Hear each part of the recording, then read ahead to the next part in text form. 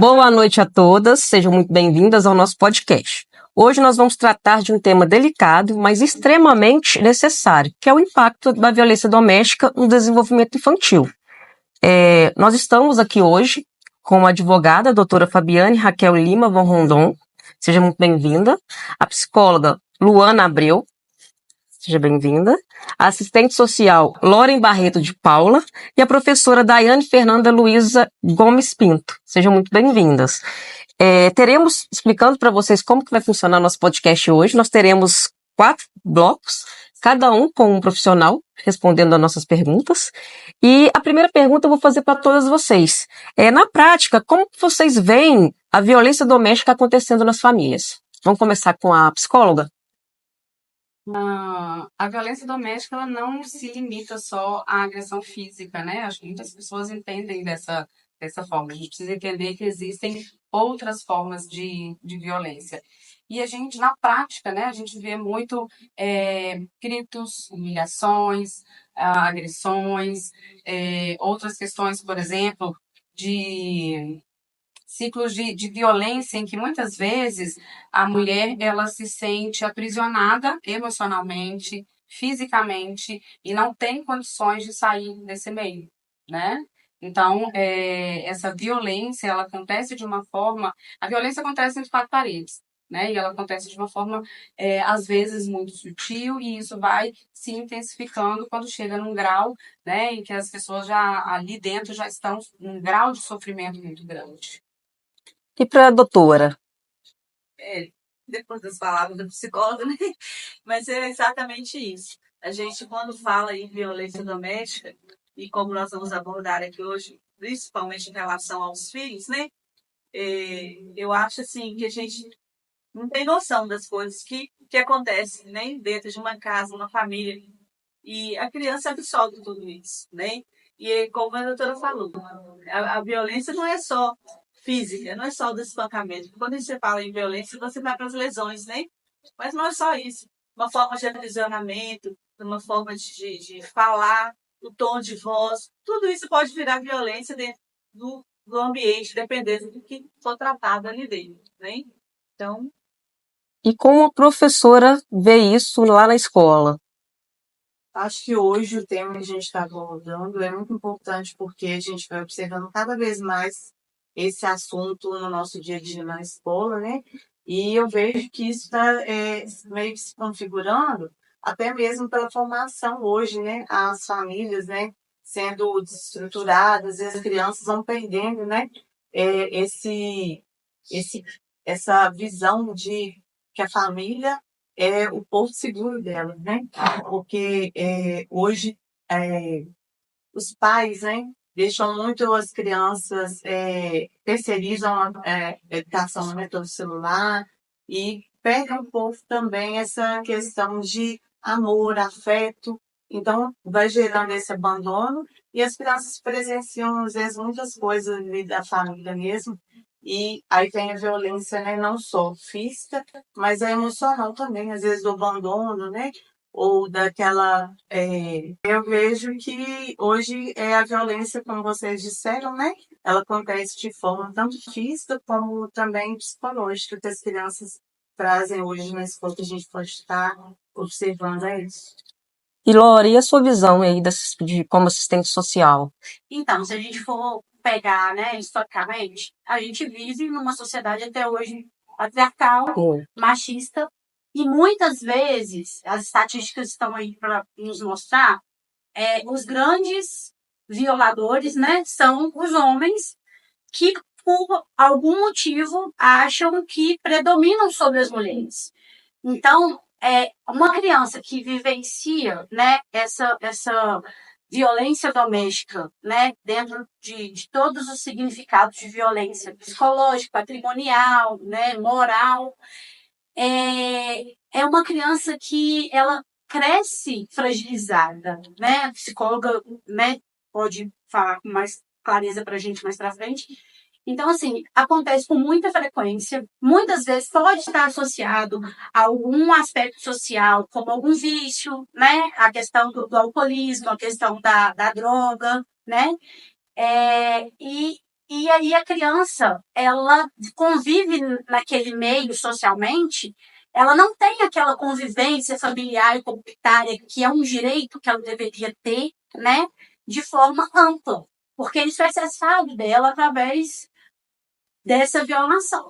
Eu acredito que muitas das vezes a criança ela não tem a noção do que seria uma família, né? Quando ela vem desses meios violentos, então para ela aquilo ali acaba sendo natural. Sim, Ela naturaliza, né? Esse é o risco, né, de criança, o risco emocional, né, da criança crescer entendendo que esse é o natural. E isso vai levar a um prejuízo a longo prazo, cognitivo, emocional e físico, né? E porque também a criança reproduz tudo aquilo que ela vê, Isso. né? Então, se eu cresci vendo meu pai ou minha mãe batendo, xingando, eu vou colocar aquilo como normal. E quando eu estiver na minha fase de adolescência, pré-adolescência, eu vou começar a reproduzir isso achando que isso é normal, né? Verdade. E que nós vemos também que essas crianças elas estão crescendo sem limites, sem regras, sem entender o que é respeito. É porque, na verdade, eu acho assim, ela passa a sofrer violência, mas ela não acha que é uma violência também, né? Porque ela entende que aquilo é normal, é o meio que ela viveu, né? E a assistência social trabalha muito isso. Você é produto do meio, né? Então, a gente vê muito essas coisas. Quando você, como advogado, por exemplo, você trabalha com crime, né? Com um criminoso, com alguém com muita violência em algum ato, e aí você, às vezes, começa a estudar o histórico dele, é o meio que é o que ele aprendeu, né? Ele reproduziu e para ele aquilo é normal. Ele não vê aquilo como uma coisa ruim, né? Então, a gente, assim, eles têm mania de falar que o advogado defende bandido. Não, a gente defende o ser humano. Só que cada ser humano tem uma criação, reproduz aquilo que ele viveu, aquilo que ele absorveu. Porque a gente só consegue dar o que a gente tem, né? Então, isso eu acho muito sério desde criança. Quando você aprende a estar nesse meio, é muito complicado você querer mudar depois. Como a Lívia disse, questão de que as crianças estão crescendo, né, sem limites, sem regras, não quer dizer que isso não possa ser colocado para as crianças. Isso precisa ser colocado, mas isso precisa ser colocado com cuidado, com respeito e com amor. É possível se colocar regra, limite em um ambiente e isso ser feito com cuidado, com amor, com respeito, né, mas que seja feito. Agora nós vamos para o primeiro bloco, que vai ser com a doutora.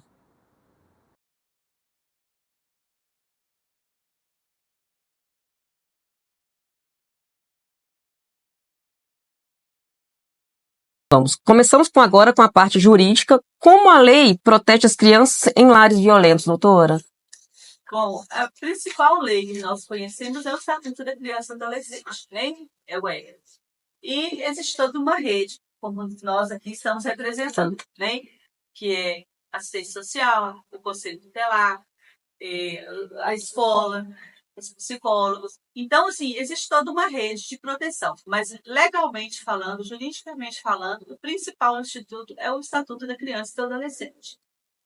E quais são os principais desafios legais que surgem quando tentamos proteger uma criança nesse tipo de situação? Pois é, isso é muito importante, porque a gente se depara com a mãe que às vezes quer proteger o pai, que tem aquela dependência emocional e financeira, né? E aí ela, na hora que faz a denúncia, quando faz a denúncia, depois ela vai lá e retrata, porque para a mulher tem a Lei Maria da Penha, né? Quando ela é agredida na frente do filho e tudo, para a mulher tem uma série de leis que hoje no Brasil nós temos a Maria da Penha, tem a lei do feminicídio, tem várias outras leis, legislações que abrangem isso. E aí, quando ela é agredida, essa Lei Maria da Penha vai lá e recolhe, tira o agressor de perto dela, de perto do filho, né? Envolve toda a família. Só que o que acontece? Por ela depender emocionalmente, financeiramente daquele agressor, no dia seguinte ela volta lá e retrata, né? Então, aí volta para dentro de casa e retorna tudo novamente. Outro fator importante também é a mãe e o pai, às vezes, agride uma criança, agride o filho, ou enteado, que acontece muito, muito, as agressões, né, a violência contra enteados, tanto da mãe, madrasta, quanto do pai, padrasto. E aí fala assim, não, você não pode contar para ninguém, porque senão a polícia vai prender o seu pai, ou a polícia vai prender sua mãe, ou se você contar, eu vou agredir sua mãe. Então a criança trabalha com isso, fica nesse meio, né? Então é muito complicado. Isso falando legalmente, são os principais pontos. Tem também a questão da denúncia, porque quando é feita a denúncia, a criança ela é ouvida. Isso também fere muito, né? Porque hoje nós não temos uma estrutura. Você chega numa delegacia com uma criança para ser ouvida, é a coisa mais triste do mundo, porque você não tem uma estrutura preparada, né? A doutora sabe, como psicólogo, o que aquilo causa numa criança. Ela chega com aquele monte de homem pau encarado, que as pessoas já trabalham ali naquele ambiente que já é pesado, e ela vai ser ouvida. Ela vai ser ouvida. E hoje existe uma lei também que resguarda o direito dela de ser ouvida uma única vez. Porque antigamente ela era ouvida na delegacia, ela era ouvida no conselho tutelar, ela era ouvida no juiz quando ia ser julgado, era ouvida depois pela assistente social, e ela tinha que ficar repetindo tudo que ela sofreu, todo tipo de agressão que ela sofreu para essas pessoas. Aí hoje a lei proibiu, ela tem apenas um depoimento, esse depoimento é gravado e ele é usado para todo caso. E isso é muito importante, porque ela não tem que ficar revivendo. E aí, a gente, às vezes, não tem noção das coisas que acontecem. A gente vê na televisão, mas as coisas acontecem muito próximas da gente, a gente não tem conhecimento. Não toma conhecimento. A colega que mencionou que já foi conselheira tutelar, eu imagino que ela já tenha lidado com muitos casos também, assim, que a gente acha que não é do ser humano. Mas eu trabalhei 1 ano e meio na delegacia, e a minha função era essa, atender Maria da Penha. Então, a gente, assim, trabalhava muito com isso. Ouvia, a mãe chegava destroçada, muito ferida emocionalmente, tudo, fazia ocorrência, a gente fazia medida protetiva. Daí, a 3 dias, ela voltava para ela, não precisava ficar com seu marido, porque as crianças estavam chorando, que ela precisava, né? Então, isso é muito complicado, eu acho que é um dos principais, assim, traços que a gente encontra na defesa das crianças, é mais ou menos isso. E a senhora acha que falta um apoio também em relação a essa mãe quando ela vai fazer essa denúncia? Um apoio psicológico? Sempre. Porque quem está lá dificilmente vai estar preparado para ouvir. E isso, às vezes, atrapalha até ela fazer a denúncia. Porque, igual eu estou falando, eu trabalhava ouvindo. Na época, a delegacia, nós tínhamos 4 agentes, né? 4 escrivãos, que o delegado colocou para eu ouvir. Porque eu era mulher. Sim. E eu tinha... Mas eu fiquei lá 1 ano e pouco. Antes de mim, ela era ouvida pelos colegas, e depois de mim, ela continuou sendo ouvida pelos colegas. E assim, e não é todo mundo que tem a sensibilidade de ouvir aquele momento. E a gente ainda escuta, né, doutora? Ah, mas será que ele fez isso mesmo? Será que ela não tá mentindo? Será que ela tá exagerando? Será que ela não se machucou para poder estar aqui? Né? A mulher, ela ainda é muito julgada pela sociedade por conta do que o violador fez com ela. Ela tá como vítima, tá toda fragilizada e ainda tem que passar assim por essas... tem que passar por esse constrangimento. E da mesma forma a criança. Enquanto estive conselheiro tutelar, existiam situações, assim, absurdas, sabe? E que no órgão da polícia, ou mesmo militar, ou civil, mas é recente, né? Será que ele não fez de propósito? Será que não... deve ter enchido a cabeça pai e mãe demais para acontecer isso. Então, tipo assim, não consegue validar, tem empatia, né? Se colocar no lugar daquela criança, daquele adolescente, para entender que não, peraí, alguma coisa está acontecendo, né? Porque eu falo, a criança, ela pode até aumentar, mas ela não mente.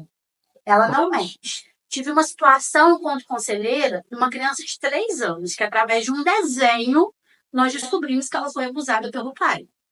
E eu levei o conhecimento até o promotor, e o promotor, na mesma hora, determinou que esse pai fosse retirado dentro de casa, por um desenho de uma criança de 3 anos. Claro, teve outras provas, entrou a investigação da polícia, né?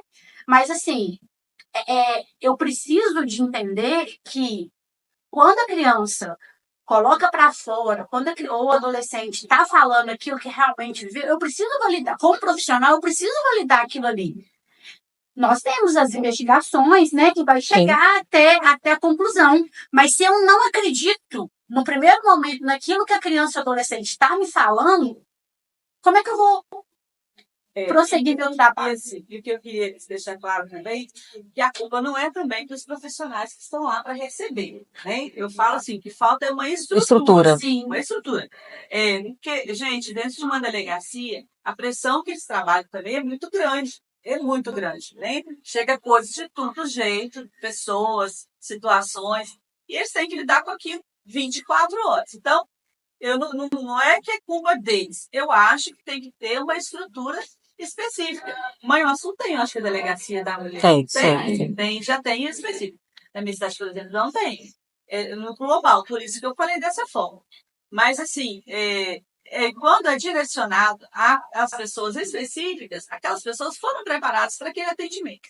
Só que, igual ela falou, uma mulher, para ela fazer uma denúncia, por exemplo, que ela está sendo violentada pelo marido, que ela foi violentada sexualmente, porque a violência sexual, gente, ela não acontece só na rua, não. Ela acontece muito dentro de casa. Muito, muito, né? Porque a violência sexual, o que ela é? Ela diz que quando o ato é praticado sem o consentimento. Então, não é questão de você chegar, seu marido chegar e querer te obrigar a ter uma relação com ele no momento que você não quer. Isso também é abuso. Então, para ela chegar numa delegacia e fazer uma coisa dessa, é muito difícil. Porque a primeira coisa que ela vai ter que fazer, vai ter que ir para o hospital para fazer um exame para saber se aconteceu. Né? Todo mundo vai ficar sabendo.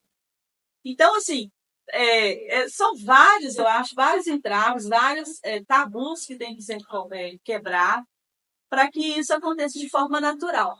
Mas é muito difícil uma mulher tomar uma decisão dessa. E com relação aos filhos, então, principalmente, porque a mãe, ela tolera muita coisa, né? Ela suporta muita coisa em razão de não querer ferir o filho. Mas só que ela não entende que ela suportando aquilo ali, ela está ferindo do mesmo jeito. Porque a criança, ela absorve tudo. Verdade. Né? Ela absorve tudo. E eu falo que eu tenho um filho só, mas assim, o meu filho, ele reflete tudo que eu sinto até hoje. O meu humor, né? A doutora pode explicar melhor. O meu humor, a minha, tudo ele reflete. Então a gente tem que tomar muito cuidado, porque não adianta. Eu não posso fazer isso contra o pai dele porque eu vou atingir. Não. Você já está atingindo e suportando aquela dor toda. Então, às vezes quer manter uma estrutura familiar, né? Mas a estrutura emocional está sendo totalmente prejudicada. E o prejuízo disso a longo prazo é muito grande. Doutora, fala um pouquinho pra gente o que as pessoas precisam saber quando elas vão fazer a denúncia. Quais são as garantias legais para essas pessoas que estão indo fazer denúncias? Então, a lei garante a elas o anonimato, né? Garante o anonimato, tem disque denúncia, disque 100, que a rede recebe a denúncia, a pessoa não precisa se identificar. Pode ser feito pelo e-mail, pode ser feito pelo site, pode ser feito no telefone, e não precisa se identificar. E naquele caso que a pessoa viu e virou testemunha, e vamos dizer assim, o acusado, ou a pessoa viu que a pessoa vai testemunhar, ela também recebe uma rede de proteção, ela também tem uma proteção legal, a lei dá a ela uma proteção legal disso. Mas muitas vezes não funciona, né? Eu acho que o mais seguro é o anonimato mesmo, que a lei resguarda, mas ela resguarda esse direito dela. E como que o judiciário ele poderia como o judiciário pode melhorar a sua atuação na proteção dos direitos das crianças? Quebrando um pouco os protocolos, né? A burocracia. Porque hoje tudo que você vai fazer não é o judiciário, é a lei. Nem tudo é dentro do ela falou.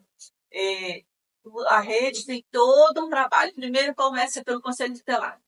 Primeira coisa que acontece. E aí, quando você vê, gente, quando a gente está falando dentro de casa. Mas, por exemplo, a ação do Conselho Tutelar não é só dentro da minha casa. Dentro da minha casa, praticamente ele não pode entrar. Ele só vai entrar se tiver um risco. Mas, por exemplo, uma criança, um menor na rua, fora do horário, é obrigação dele olhar. Num lugar que não é devido para ele, um bar, né? Uma festa, é obrigação dele olhar. Então, Isso tudo é questão de risco do menor e da criança, nem do adolescente. É o conceito tutelar. Ele não tem só essa função.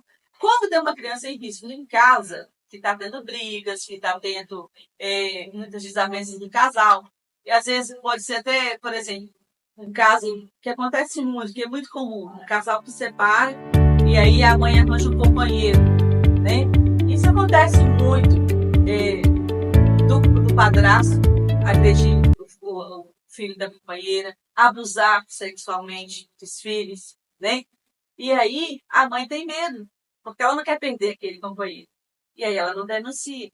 Então, assim, mas para fazer isso tudo, tem que ir pelo conselho tutelar. O conselho tutelar procura outra ajuda e vai comunicando até chegar no judiciário. Porque se o conselho, se a mãe chegar ou alguém chegar lá no judiciário e falar, ó, a minha vizinha está acontecendo isso, o juiz vai falar assim, não posso fazer nada. Primeiro tem que ir lá no conselho tutelar, tem que seguir toda essa parada. Enquanto isso, agora vai continuar acontecendo. Continua, né? A burocracia, então, ela é um Então, trave acho aí. assim, que a burocracia, esses protocolos todos, a gente tinha que pular um pouco para poder ser mais efetivo, né? Agora nós vamos entender como a violência afeta o lado emocional e comportamental das crianças com a doutora Luana Abreu.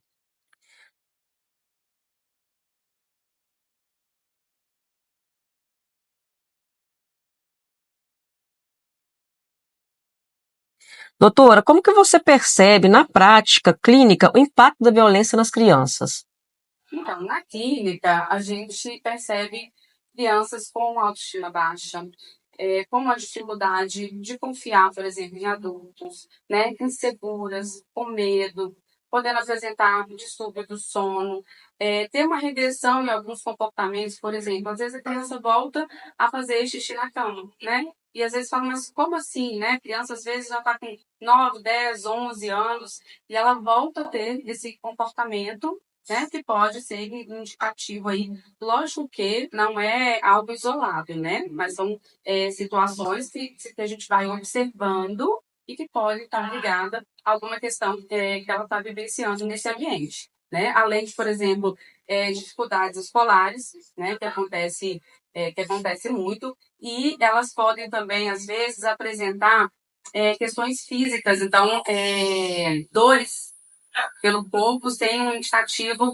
médico, né? Por quê? Porque a criança, muitas vezes, ela não tem aquela maturidade cognitiva de expressar o que ela está sentindo, né? Ela não consegue chegar e falar, olha, eu estou sentindo isso, está acontecendo isso na minha casa, eu não sei como conduzir, ela não tem essa maturidade. Então, ela vai tentar expressar isso de alguma forma. E ela vai expressar isso, às vezes, né, por uma agressividade, né? Ela vai expressar com o corpo, de alguma forma ela vai tentar fazer essa expressão que não verbal. Desses sinais que você aí citou, qual que seria aquele que é mais, vou falar assim, gritante, né, que você percebe, vou voltar, tá?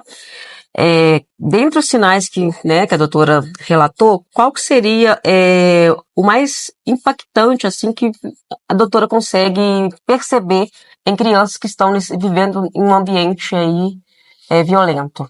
Então, às vezes, a gente olha muito a nível comportamental, né? Então, por exemplo, a criança quando está muito agressiva, né? Ela fica muito retraída, muito calada, com muito medo, às vezes, de adultos, né, específicos. Então, ela tem medo de falar, qualquer coisa ela está reativa, né? Então, assim, a gente tem que observar, é uma soma, né, de sinais. Mas a gente vai observando uma coisa e outra e a gente vai juntando isso, sabe? Mas tem essa questão muito do medo, da agressividade, de certa forma o corpo tentando expressar uma necessidade que aquela criança está e ela não está conseguindo conversar, explicar isso para alguém. Eu vou só comentar, mas eu acredito que a gente vê muito isso na escola, né, Daiane? Essa questão. Ou o aluno está muito agressivo, ou ele está muito retraído, muito apático.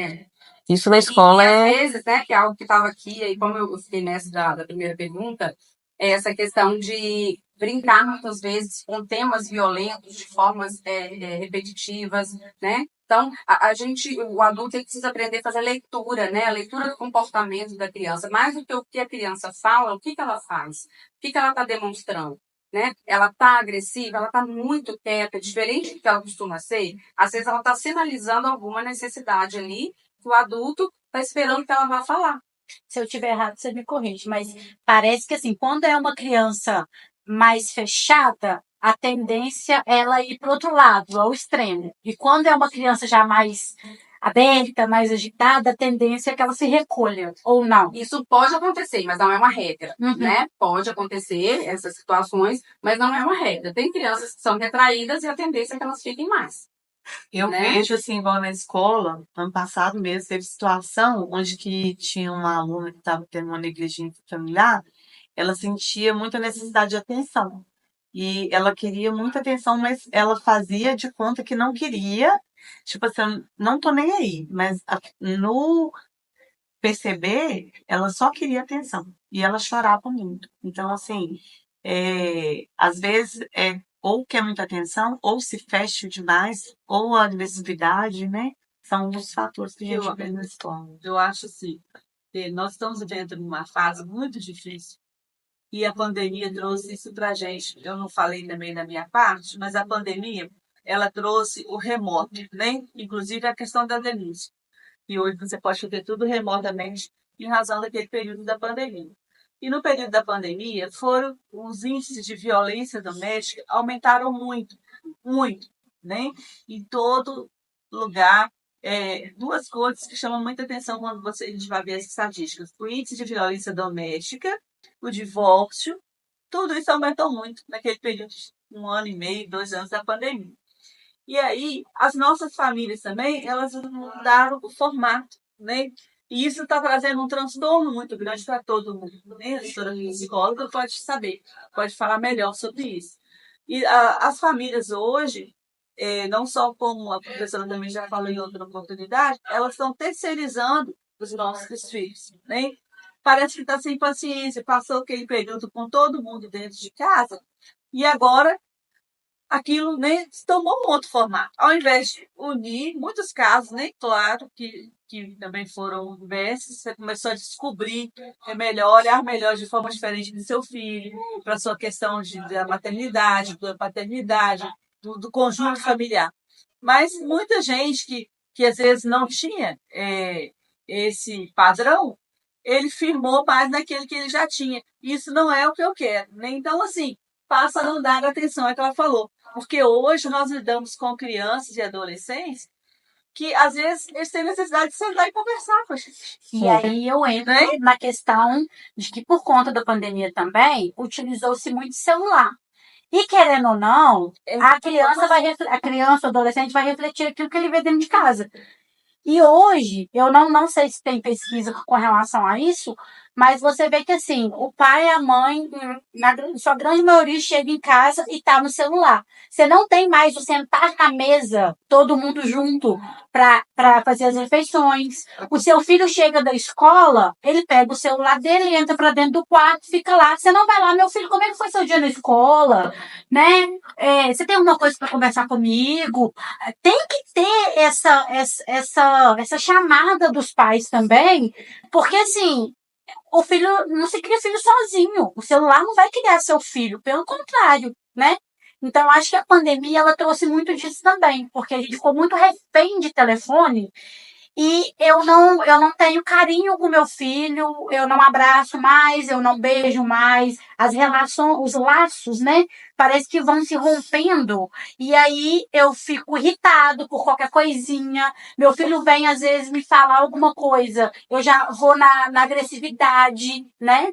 Então tem que ter esse olhar também, esse cuidado E também. aí nós vamos para um outro ponto importante, estou tomando Não. mas assim, que são os crimes cibernéticos, né? Os crimes que acontecem dentro da nossa casa, no quarto do nosso filho, que nós não sabemos, né? Nós não vemos. Isso também é muito sério, porque hoje mudou todo o formato, né? E aí, mas você está lá do outro lado do mundo. Mas eu conheço casos de adolescentes que saíram de casa, viajaram, os pais entraram em pânico, porque não sabiam o que tinha acontecido, saíram porque marcaram um encontro com alguém, não sei onde, e os pais nunca souberam nem do que estava acontecendo. Porque aí entra naquele negócio da privacidade, né? sabe, me corrige, me desculpa, mas eu sou daquela época, né? Como falo muito no Instagram, eu sou daquela época em que não há privacidade dentro da casa do meu pai e da minha mãe, né? Porque eu tenho que saber o que está acontecendo com o meu filho. Eu tenho um filho de adolescente e eu brinco com ele. Falei, meu filho, dentro da minha casa você não tem privacidade. Você é meu filho, você mora dentro da minha casa. Então a sua privacidade é até onde eu preciso saber o que está acontecendo, né? Não existe esse negócio. E eu não acho que isso possa dar errado, eu não acho que isso possa ser uma invasão. Mas é uma questão de você estar participando. Como é que eu vou deixar meu filho ter amigos nos jogos que são muito comuns, que ele não sabe quem é, e eu não vou ficar sabendo o que está acontecendo? Então, assim, vai acontecer dentro da minha casa. A gente teve uma fase de invasões das escolas, né? E aí a gente viu tanto que isso teve ligação. Não é isso? Hoje, assim, a tecnologia, a internet, ela é muito favorável e também desfavorável, né? Então, assim, ela pode ser usada para bem, mas ela pode ser usada para mal. Então, assim, a criança, ela não tem a maturidade de saber se aquilo que ela está ali usando, porque às vezes foi por incentivo, foi por algum colega que falou, né? Ah, esse site aqui, você pode entrar, que é tranquilo, mas é mesmo, né? Então, os pais precisam estar ali direcionando, né? E aí tem uma questão de respeito de como isso vai ser feito, né? Uma coisa é eu chegar e tomar o celular da mão e outra coisa é eu falar, olha, tá acontecendo alguma coisa, a gente precisa conversar e isso vai ser conduzido de uma forma com respeito, com limite e com regra, né? Doutora, como as redes de proteção social podem ser fortalecidas para oferecer apoio efetivo às vítimas? Então, eu percebo que precisa ter uma capacitação, né? Muitas vezes eu percebo os profissionais perdidos em como conduzir, então uma capacitação qualificada para os profissionais, uma escuta ativa, uma escuta empática. Eu percebo que precisa ter uma capacitação qualificada, né, dos profissionais.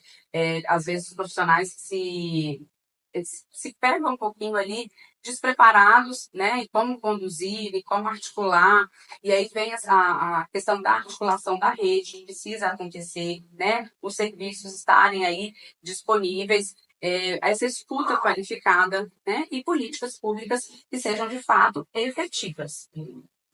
E quando a criança ela é tirada desse ambiente violento... Deixa eu voltar. Pode. Nessa Eu até pulei uma... Eu não falei, que é uma coisa que a gente estava discutindo. Pulei também uma. Hã? Eu também tinha pulado uma, tinha quatro. Não, tem algo que a gente tinha falado antes que eu acho importante, aquela questão do silêncio, sabe? Ainda nessa... É na 3, não é? Tá? Isso. Tá, então vamos, deixa só completar isso aqui. Outra coisa que eu percebo também é a gente romper esse silêncio e essa omissão, né? Essa cultura desse silêncio de entender que somente a vítima que tem que fazer essa denúncia, né? Então, assim, isso é uma responsabilidade nossa enquanto sociedade, porque às vezes o silêncio de alguém pode estar custando a vida, né, de alguma pessoa ali naquela família. Então, às vezes tem um vizinho que está ali escutando, né, tem acontecendo alguma coisa e entra numa questão de que eu não vou me meter porque não tem a ver comigo, né? Não, tem a ver sim, e é importante que se faça essa denúncia, lógico que com cuidado, né? Tem aqui, a doutora falou a questão do anonimato, então é possível se fazer isso, né? Lógico que com cuidado, para também não expor ali a criança ou a situação em que ela está vivenciando. E aí, doutor, entra uma coisa muito importante, que somos legalmente obrigados a denunciar. Nós não falamos também ainda. Porque a lei trata isso de uma forma muito séria. Porque aquele que não denuncia tem a obrigação legal, né, de denunciar e não denuncia, ele é também penalizado por omissão, né? Por negligência. Então, assim, o médico, por exemplo, que ele vai atender uma criança, um bebê no pronto-socorro, todo lesionado. A primeira coisa que ele tem que fazer é chamar a polícia para ver o que aconteceu. Ele não pode.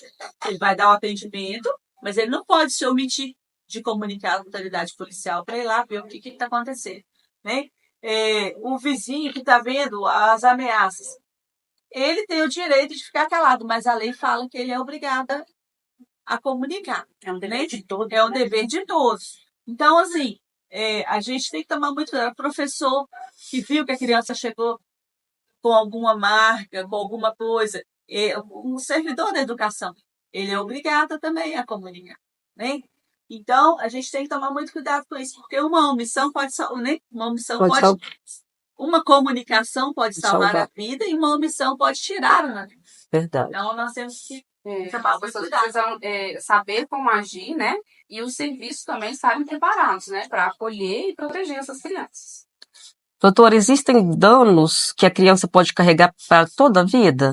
Infelizmente, sim. Né? Esses traumas aí da infância, eles têm reflexos aí a longo prazo na vida das pessoas, né? Então, são pessoas aí que podem, por exemplo, ter dificuldade nas relações sociais, nos vínculos afetivos, em lidar com emoções, né? Podem ser pessoas aí que têm dificuldade com uma autoestima, né? Pode desenvolver transtorno de ansiedade, depressão, né? Então, tem impacto e muito. E quando a criança ela é tirada desse ambiente violento, como que seria o processo de recuperação dessa criança? Pode, claro. É porque tem uma coisa que eu acho importante dizer aqui, que tem evidências científicas, né, que dizem que adultos que são expostos à violência doméstica, eles têm um risco significativamente maior de ter transtornos mentais. Então, tem aí um impacto grande na vida do ser humano. E quando a criança é tirada desse ambiente violento, como é o processo de recuperação dela? Então, o primeiro passo, né, é a criança se afastar desse ambiente, mas isso não é o suficiente, né? Ela precisa de estar em um lugar em que ela se sente segura, um lugar que seja previsível, um lugar que seja acolhedor, né? E aí essa criança vai para um acompanhamento psicológico. Ela precisa aí elaborar isso que ela viveu, né, para ela conseguir reconstruir, ressignificar essa vida dela e conseguir construir aí recursos emocionais para que ela possa seguir a vida. E que orientação a doutora daria para quem quer ajudar uma criança vítima de violência, mas tem medo de agravar a situação? Então, o medo, ele é compreensível, né? Mas, como eu disse, o silêncio ele pode custar a vida de alguém. Então, uma observação, né? Observar com cuidado, documentar ali, se for possível, algumas questões, né? Bom, ai, gente, eu posso estar com papel, presa no papel, deixa eu passar isso. Sai legal. Tá, então vamos lá. Então, assim, o medo, ele é compreensível, né? Mas o silêncio, ele pode estar custando a vida de alguém. Então, a pessoa que, de repente, ela está presenciando, desconfiando que isso está acontecendo, ela começa a observar, se for possível, ela documentar, né, sinais. Se ela tiver a possibilidade de conversar com a criança, conversar sem pressionar a criança, né? E, em seguida, encaminhar, né, ou modificar aí os órgãos responsáveis. Eu vejo na escola, Daiana, às vezes as crianças elas querem ser ouvidas, mas precisam ser ouvidas. Muitas das vezes a gente está conversando um assunto que às vezes não é aquele, e aí surge, né, os desabafos, né? Ela primeiro sente segurança, né, confiança, e depois depois já vem se abrir com a gente. Elas precisam disso, né? Elas precisam se sentir acolhidas, seguras, para elas entenderem assim, aqui eu posso. Né? E às vezes elas não vão conseguir falar de fato o que está acontecendo, o que elas estão sentindo. Porque às vezes a idade que elas estão, elas não sabem nem nomear o que elas estão sentindo. Né? Então, por isso que às vezes a gente precisa observar muito o comportamento. Né? Porque às vezes ela vai falar pelo comportamento. Nessa fase, ela não tem essa maturidade cognitiva, muitas vezes, de entender o que está acontecendo na casa dela.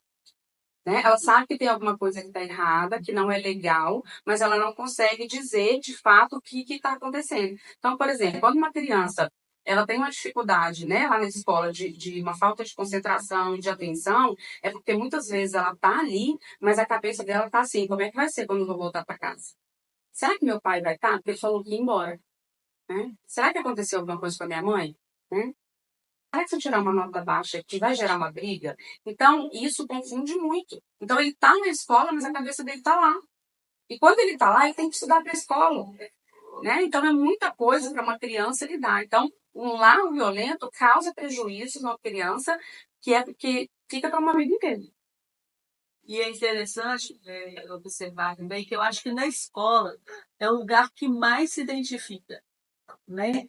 Porque por causa dessa segurança que o professor passa, que o professor, se ele soubesse a importância que ele tem na vida de uma criança, não é? E ele, assim, eu sei que o trabalho é árduo, que às vezes não é valorizado, mas, gente, você não pode colocar uma pessoa que não tem o dom, que não gosta da profissão, para trabalhar com criança. Não pode, porque Ele torna uma referência. uma para essa criança, referência, né? uma referência. Então, às vezes, quando eu falo com meu filho assim, meu filho, mas a professora falou desse jeito. A professora é a É referência. lei, né? Vira lei o que a professora fala. Então, assim, aí quando você vê, né, os professores reclamando, é lógico que eles estão insatisfeitos com uma série de coisas e hoje a educação é mais difícil ainda, porque é muito pressionado, são muito cobrados e muito pouco suporte, né, vamos dizer assim.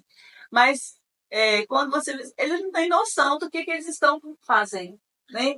Então, assim, eu vejo não estou falando, pelo meu filho. Eu achava ali, tem professor que marcou a vida dele, que ele carrega assim, com o maior carinho. Mas tem outros que ele não lembra. Mãe, eu nem lembro dessa professora. Por quê? Porque marcou negativamente. Então, o professor ele tem um papel fundamental, não só para apurar essas violências, né? Mas também para ajudar a moldar. Não é responsabilidade dele, é lógico que não. É o pai e a mãe. Mas eu falo assim, ele vira referência. Tem uma fase da criança, né? Que eles viram referência. Então, o que eu falo em casa, chamando atenção ou ensinando, vai depender do que a professora falou também. Mas a professora falou isso e isso, não é assim. Então, aí você começa a falar, professora, eu falei assim, nós temos que caminhar na mesma direção, porque senão não vai dar certo.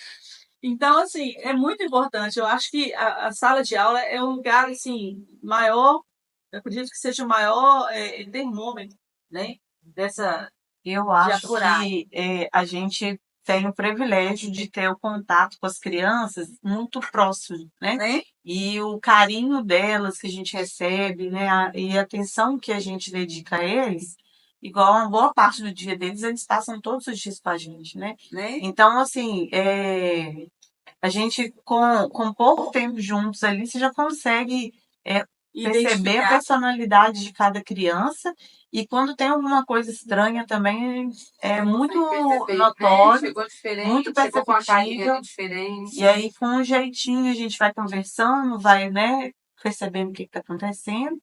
E quando é o caso, né, e a gente já toma as atitudes que precisam ser tomadas, né, com cuidado, porque essas crianças geralmente já estão muito feridas, né, e a gente tem que ter um cuidado todo Sim, especial. elas são muito expressivas, né? Como eu disse, às vezes elas não conseguem falar o que está acontecendo, mas uma carinha triste, né? Um comportamento agressivo, né? Às vezes um ficar retraído ali. E até porque a sala tem vários alunos.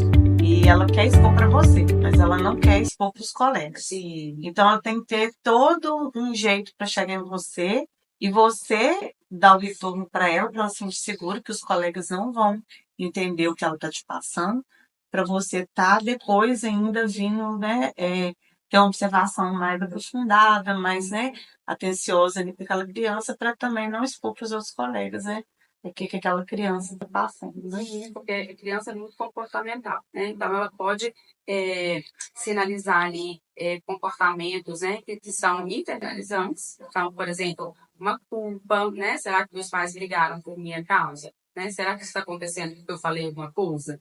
Né? Então, às vezes, uma tristeza, uma ansiedade ou alguns comportamentos sinalizantes, que aí vem a agressividade, impulsividade, algum comportamento disfuncional. Né? Então, criança se comunica pelo comportamento.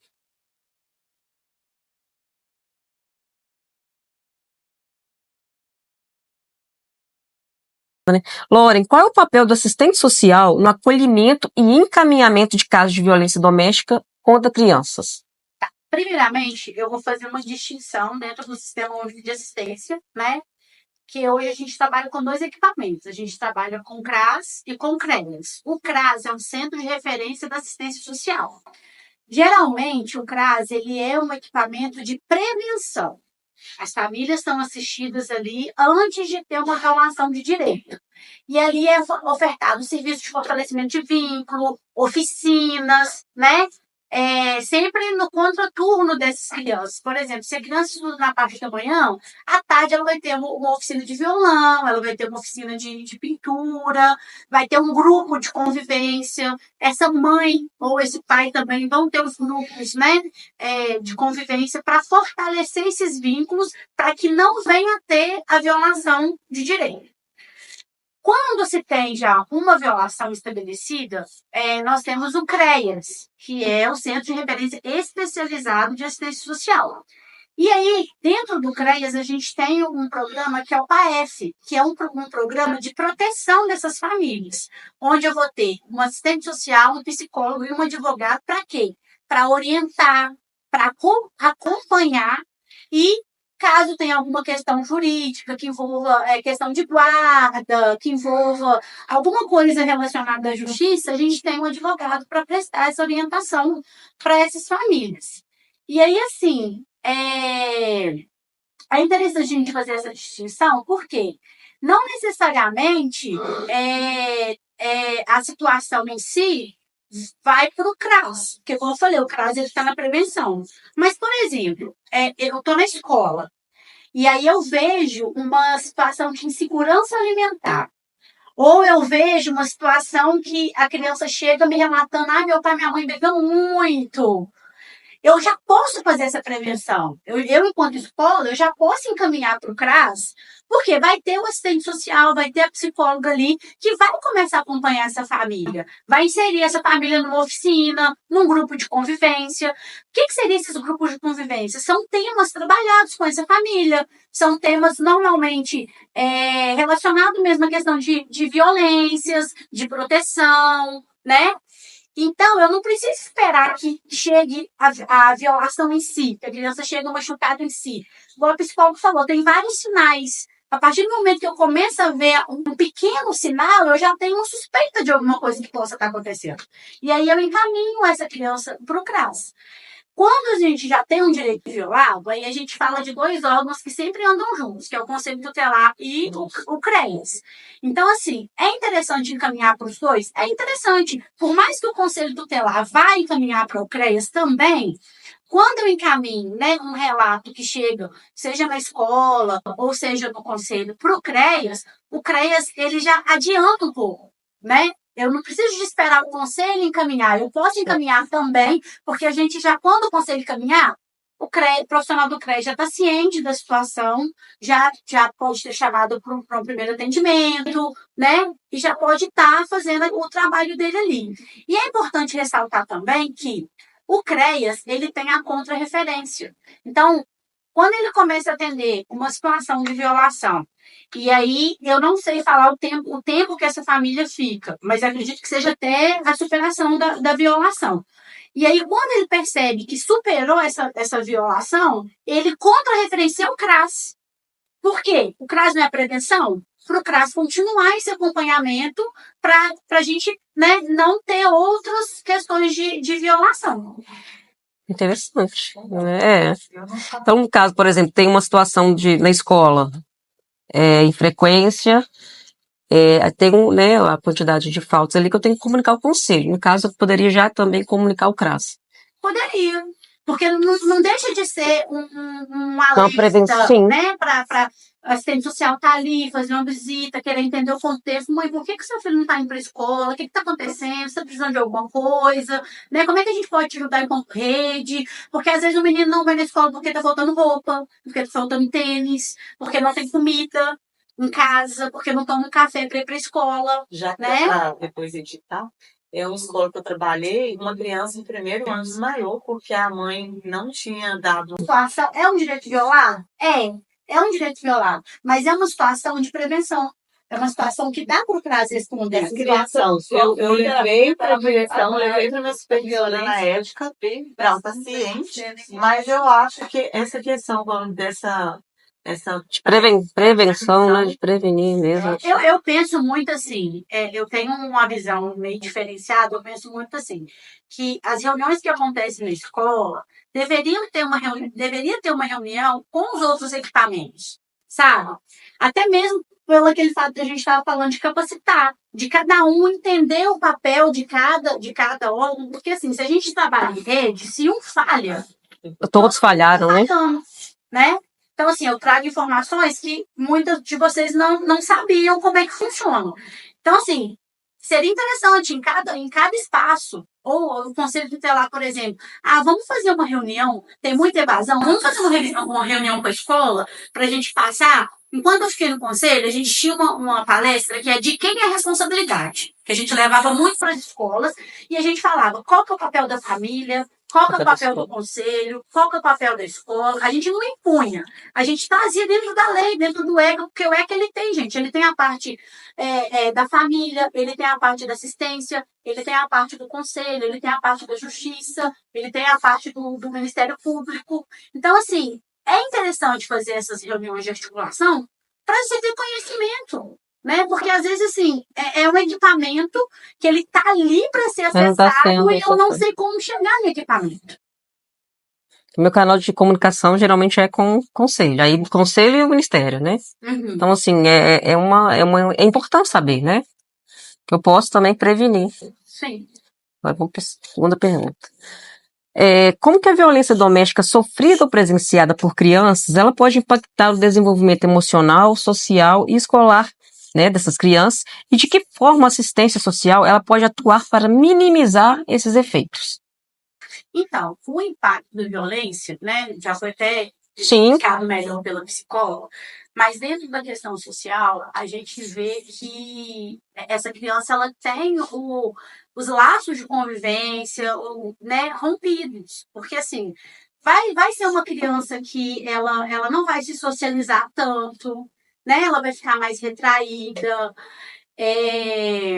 pode acontecer, se for uma criança muito faladora, dela se calar, dela não ter a confiança, né, de chegar e de falar com o profissional. E assim, geralmente, quando a comunicação de direito violado chega no conselho, a gente tem o termo de comparecimento, que geralmente a gente convoca os pais e a criança. Só que a gente faz essa escuta dessa criança, não é perguntando o que aconteceu, o que ele fez, como é que foi. Não. A gente fala com a criança, olha, a gente teve que chamar o papai e a mamãe aqui, a gente já escutou o papai e a mamãe. Se você quiser falar alguma coisa, você pode falar que a gente vai, da forma que você falar, a gente vai colocar aqui. E muitas vezes as crianças falam naturalmente. Olha, ele me bateu, olha, eu presencio meu pai bater na minha mãe, né? Teve uma questão, eu já comentei com uma criança de 3 anos, que ela fez um desenho. Na época a gente tinha uma psicóloga como conselheira tutelar. E aí a psicóloga teve essa ideia de dar uma folhinha para ela desenhar. E aí, através da folha, no desenho, ela fez um desenho estranho. Quando a gente perguntou, ela falou que era papai e que papai era mau. E já tinha outras evidências. Então, assim, a criança ela sempre vai dar sinal. Ela sempre vai alertar de algo que está acontecendo. Ela pode mentir? Ela não mente. Ela pode aumentar. Eu acho que é muito mais fácil hoje um adolescente mentir do que uma criança. Né? A criança ela pode aumentar, porque às vezes lá na ideia ela quer trazer algum objeto do convívio dela, algum brinquedo, alguma coisa, né, para tentar colocar naquilo ali o que aconteceu, o que está sentindo, mas a gente tem que ficar atento, porque ela dá sinais, né, a criança, o adolescente dá sinais. Eu tinha muita situação com adolescente de escola, que o adolescente estava um calor e ele estava com luz de frio. E assim, até descobrir por quê, ele já estava com o braço cortado, todo machucado. E muitas vezes não era assim uma questão dele estar sofrendo a violência, mas às vezes por presenciar dentro de casa e não saber o que fazer, sabe? E aí entrar naquela que a doutora falou, de às vezes assim, a mãe não vai denunciar, porque o pai é o que sustenta a casa, e aí joga isso para a criança, mas se eu falar, seu pai vai sair de casa, como é que a gente vai sobreviver? E aí joga uma carga Muito grande, né? para adolescente que não é dele, né? Então, eu acredito que seja dessa forma. E aí você tem que esses aspectos emocionais aí, né? Vão sendo grandes de caso, porque a criança, o comportamento dela é moldado pelo ambiente e pelas experiências, né? Então, nessa fase da infância, o cérebro dela está em formação. Então, ela vai registrar essas experiências como ameaças, né? Então, ela vai estar constantemente ali em estado de alerta. Então, é como se ela estivesse num campo minado emocional. Ela está sempre esperando ali uma explosão, alguma coisa acontecer. Né? Então, ela está em casa, ela escuta, às vezes, os pais conversando num tom mais alto, ela fala assim, será que é alguma coisa? Será que é briga? Às vezes, a porta bateu, o que aconteceu? Então, ela está o tempo todo em alerta, e esse alerta vai, se esse sistema, né? Como teve essa alteração aí cognitiva, isso vai se estender a longo prazo até uma fase adulta. Lauren, como que é lidar com a frustração de ver que muitas vezes a violência continua mesmo após a denúncia? Ai, gente, isso é muito difícil, porque assim, você faz todo um trabalho, né? Seja quando eu fiquei conselheira, seja como assistente social, você faz todo um trabalho, né? Tem encaminhamentos, geralmente quando envolve esse tipo de violência, tem boletim de ocorrência, tem encaminhamento do Ministério Público, encaminha, né, para o CREAS, aí agenda psicólogo, agenda assistente social, e os pais não se comprometem. A criança ou o adolescente, eles não podem ser atendidos sozinhos, porque são menores de idade. E aí, assim, é muito frustrante porque é como se estivesse enxugando gelo, sabe? Você não vê o resultado do seu trabalho. Não pelo que você fez, mas em benefício daquela criança, daquele adolescente. Então, é muito frustrante, é muito difícil, porque chega uma hora que você pensa assim, nossa, mas o que mais que eu posso fazer? E não tem mais o que fazer, porque assim, a mãe não quer, eu não posso obrigar a mãe a levar, né? Encaminha-se de novo para o conselho, vai ter advertência de novo, mas aí ela vai negligenciar de novo, então é muito difícil. Tem uns casos que é muito complicado. Acredito que você até respondeu a última, como o Conselho Tutelar ele vai atuar nesses casos, né, de reincidência. Então, o conselho que eu falei, ele trabalha. Eu não gosto de falar denúncia, porque denúncia remete à polícia. Sim. O conselho não é polícia, né? O conselho é o órgão que zela pelo direito da criança e adolescente. Então, nesse período que a gente ficou, a gente prefere falar comunicação de direito violado. Porque se eu zelo pelo direito, quando eu tenho um direito ameaçado ou violado, eu comunico, né, essa violação de direito. O conselho ele trabalha através da comunicação. O conselho não vai procurar, gente. O conselho não é polícia para ficar com um radarzinho procurando. Então, a comunicação ela tem que chegar até o conselho. E aí a gente esbarra mais uma vez na questão. Nem todo mundo denuncia. Né? Nem todo mundo comunica. A partir da comunicação, o conselho ele tem os protocolos de atendimento. Né?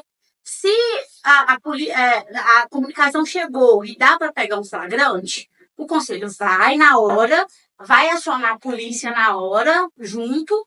E aí, qual que é o papel do conselho? Encaminhar, fazer encaminhamentos. Escuta para você ter, né? Como eu falei, não é uma escuta que eu vou forçar a criança a falar. Mas os pais, eu preciso escolher um termo, até mesmo para diverti-los, né? Dentro daquele termo, para depois falar assim, mas com base em que o conselho está divertido? Em base no que eu sou escolhido de termo. E aí vai encaminhar para os órgãos. Direito violado, CREAS, Ministério Público, né? Se é uma situação que o Conselho Tutelar não consegue resolver, ou, por exemplo, vamos supor que aconteceu um abuso, foi flagrante, precisa-se, naquele momento, de retirar aquela criança. O Conselho ele tem a autonomia de fazer essa retirada, colocar no acolhimento e informar o juiz com 24 horas. Mas aquela criança vai ficar no acolhimento? Aí o juiz que vai determinar. A família vai ser trabalhada, mas naquele momento, para priorizar aquela criança como forma excepcional de proteção, o Conselho optou por acolher aquela criança.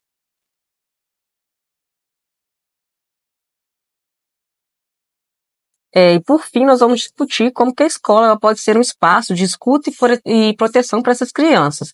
Daiane, como que a escola, você como professora, consegue identificar que uma criança ela está sofrendo ou presenciando violência em casa? O nosso trabalho na escola, ele é um trabalho voltado muito para observação mesmo com as crianças, né? De escuta, né? De ter relacionamento mesmo com cada um. E na percepção mesmo, né, se a criança teve alguma alteração no comportamento, né? E é nessa observação e na escuta mesmo. E qual que é a sua postura quando você suspeita, né, ou quando acontece na escola, qual que deveria ser a postura de um professor no caso dele estar percebendo que o aluno está sofrendo violência em casa? Primeiramente, quando a gente já percebe ali no aluno que está acontecendo alguma coisa diferente, né, a gente primeiro faz uma abordagem com a criança, né, de forma criteriosa, com cuidado, né, e para que a criança sente a vontade. Depois que essa criança faz algum relato para a gente de alguma coisa que ela está sofrendo, de violência em casa, a gente vai até o nosso supervisor, da direção da escola, né, para que, em conjunto com a escola, a gente possa estar entrando em contato com os órgãos competentes para lidando com essa situação. E como que a gente pode incluir, né, esse tema nas nossas aulas, na sala de aula? Esse tema de violência doméstica hoje, a gente já trabalha, né, nas nossas, já está inserido nas nossas aulas, nos nossos planos de aula. A gente trabalha muita a questão do sentimento, do respeito, né, em relação à sociedade mesmo, que a gente está ali como intermediador de conhecimentos, mas a gente também está ali para poder desenvolver o aluno no todo, né, individual dele, como cidadão. Então, a gente sempre trabalha as questões, né, dos direitos da criança, do adolescente, né, sempre é repassado para eles essa questão, desde a forma, às vezes, igual eu já trabalhei até no maternal, né, com crianças de 3 anos, adaptado para a idade de cada um. A gente já trabalha esses temas, né, que são temas importantes. Inclusive, a gente tem um projeto do MAR, né, que houve um caso de uma menina Araceli, e que a gente trabalha ali com os alunos, né, conscientização da importância, né, do assunto da violação mesmo das crianças aí. E é trabalhado sempre, constantemente a gente trabalha. Eu não vou saber o número da lei, mas tem uma lei federal que inclui, né, essa questão do 18 de maio Está no calendário escolar, está incluído no calendário escolar. Escolas, né? Então, acaba que, assim, é um mês de conscientização pela questão da Araceli, né? Uma mulher de 8 anos foi totalmente violentada, abusada no Espírito Santo há alguns anos atrás. Esse ano a campanha fez 25 anos, né? E é muito importante a escola trabalhar não só em maio, né? Porque a violação acontece todo dia, toda hora, e em sua grande maioria dentro dos lares, né? Verdade. Daiane, fala pra gente qual que é o principal desafio enfrentado pelos professores com situações de violência familiar e como superá-los. Eu acho que as dificuldades que a gente encontra, muitas vezes, é da própria família, né, em questão dessa busca de ajuda para a criança, né, onde que quando é acionado a família para comparecer, né, à escola ou nos órgãos que são competentes, eu acho que a dificuldade é de ter essa interação, né, dos órgãos também, que às vezes a gente esbarra um pouquinho na questão de, depois que passa ali da escola para os órgãos competentes, né, de ter acesso também a esse acompanhamento, para estar tentando ajudar da melhor forma na escola, né, e às vezes a gente não vê um resultado também, o que a gente espera que seja, às vezes, um resultado mais rápido, né, é um resultado que é mais a longo prazo mesmo, né. Muito bom, hein? Gostaria de agradecer às nossas convidadas por compartilharem conhecimento e experiência. Romper o ciclo da violência é uma responsabilidade coletiva, cada um de nós pode fazer a diferença.